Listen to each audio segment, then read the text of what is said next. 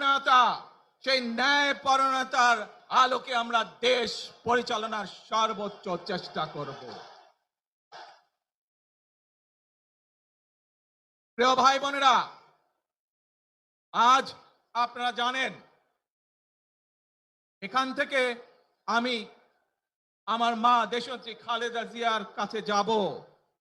একটি মানুষ, যে মানুষটি এই দেশের মাটি, এই দেশের মানুষকে নিজের জীবনের থেকেও বেশি ভালোবেসেছেন, তার সাথে কি হয়েছে আপনারা প্রত্যেকটি মানুষ সে সম্পর্কে অবগত আছেন।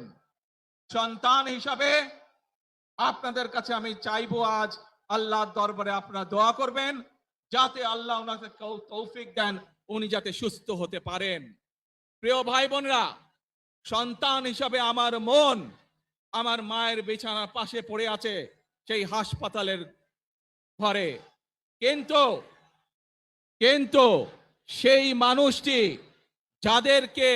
যাদের জন্য জীবনকে উৎসর্গ করেছে, অর্থাৎ আপনারা এই মানুষগুলোকে, যাদের জন্য দেশনেত্রী খালেদা জিয়া জীবন উৎসর্গ করেছেন নিজের জীবন, সেই মানুষগুলোকে আমি কোনোভাবেই ফেলে যেতে পারি না। এবং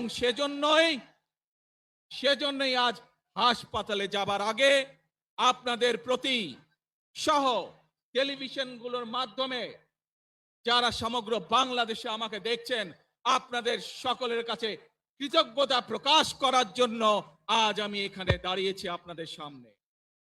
প্রিয় ভাই বোনেরা, আসুন আমাদেরকে আজকে নিশ্চিত করতে হবে, আমরা যে ধর্মের মানুষ হই, আমরা যে শ্রেণীর মানুষ হই, আমরা যে দলেরই রাজনৈতিক দলের সদস্য হই অথবা একজন নির্দলীয় ব্যক্তি হই, আমাদেরকে নিশ্চিত করতে হবে যে কোনো মূল্যে আমরা আমাদের এই দেশের শান্তি শৃঙ্খলাকে ধরে রাখতে হবে।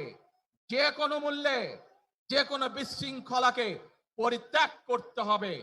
যে কোনো মূল্যে আমাদেরকে নিশ্চিত করতে হবে যাতে মানুষ নিরাপদ থাকতে পারে।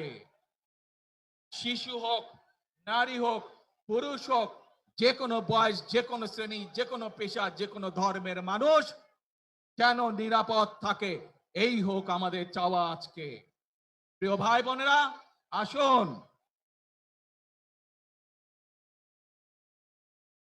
প্রিয় ভাই বোনেরা, সবাই মিলে আজ আমরা প্রতিজ্ঞাবদ্ধ হই, ধর্মমতের বাংলাদেশ। চুল পড়া অনেক কমে গেছে, থ্যাংক ইউ মা। স্কোয়ার ইনোভেশন জুই মাল্টিভিটামিন কোকোনাট অয়েল নিয়মিত ব্যবহারে চুল পড়া কমায় ন্যাচারালি। যে কোনো বিশৃঙ্খলাকে পরিহার করে ধৈর্যের সাথে মোকাবেলা করার আহ্বান জানিয়ে আমার বক্তব্য শেষ করছি। আবারও আপনাদের কাছে কৃতজ্ঞতা প্রকাশ করছি আজকে আমাকে এইভাবে বরণ করে নেওয়ার জন্য।